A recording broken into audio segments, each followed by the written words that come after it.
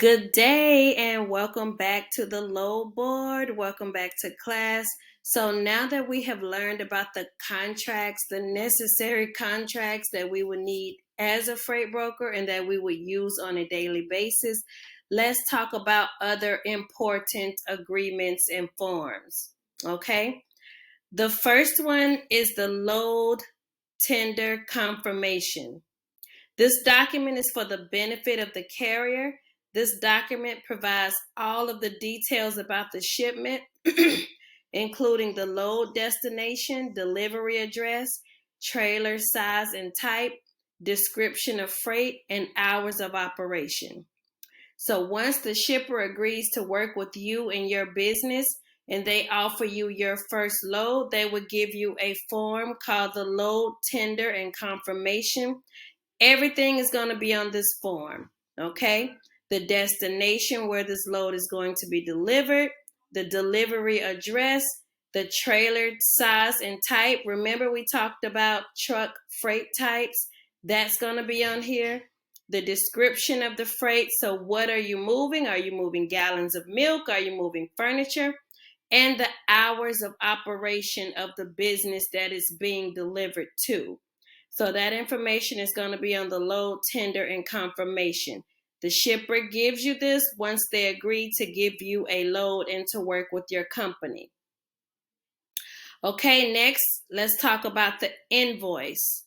So after the load is delivered by the driver, the carrier will give you, the freight broker, an invoice with a bill of lading, which they refer to it as a BOL. The BOL stands for bill of lading, that shows the receipt of the load. Brokers usually use these documents to create an invoice for the shipper. Invoices to the shipper should include the destination and origin details, pickup delivery dates, contents of the load, pieces and weight, and any additional fees such as the freight being overweight. Okay, so usually there are no any additional fees, but if the load tender confirmation states that this is a certain weight and it ends up being overweight, then there may be additional fees, but that's in a rare case. Okay, so the invoice comes after the load is delivered by the driver. The driver has to sign off on this invoice stating that all of these details were correct.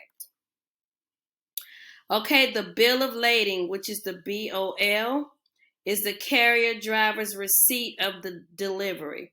The BOL includes a description of the loads and special delivery instructions and delivery time frames. This document serves as a legally binding document that the carrier must sign when taking ownership of the delivered load, issued by the carrier and given to the shipper and broker. So you, the freight broker, as well as the shipper, will be given a copy of the bill of lading, which is the BOL. And all this is a form stating that, okay, this load has been delivered and completed. Everything was done as promised. Okay, so this is like the closing out of the deal. So once everything is delivered, closed out, and finished, that's when the BOL is given. And that's when we can get the factoring company to go ahead and issue the payments once the BOL is obtained. Okay? Certificates of insurance. These certificates provide evidence that the carrier has adequate types and amounts of insurance in place. These documents should comply with the terms of your broker-carrier agreement and to provide protection from unexpected liability. Remember when we spoke about the carriers going to the load board, getting your load, and I explained not to just give it to them so that you can hurry up and get the load delivered? We must verify insurance. So you have to get a copy of the certificate of insurance, okay? So once you release a load to a driver, or before you release a load to the driver, obtain the certificate of insurance. We don't want to release this load and they don't have any insurance, something happens, and then you're responsible for the load as a freight broker. Okay, contingent cargo insurance, we spoke of that earlier. It is totally optional for freight brokers. You do not need to have this. It's not a requirement for you to get your license, but most shippers will ask if you carry it, and a lot of them do not want to work with you if you don't carry it. It is supplemental insurance, okay? Again, it is not required, it's optional, but I think it's very important to go ahead and get it. I have it. It is about $65 per month, and most shippers, before working with you, they would want you to have it. So let's just reiterate what we just spoke about, okay? All of these documents are extremely essential for your business to run smoothly. Everything on here is essential. Once the shipper agrees to work with you and releases a load, they will issue a load tender confirmation. This form will give the driver all of the details about the load, including delivery location details. Always remember to gather the certificates of insurance from the carrier before allowing them to accept your load.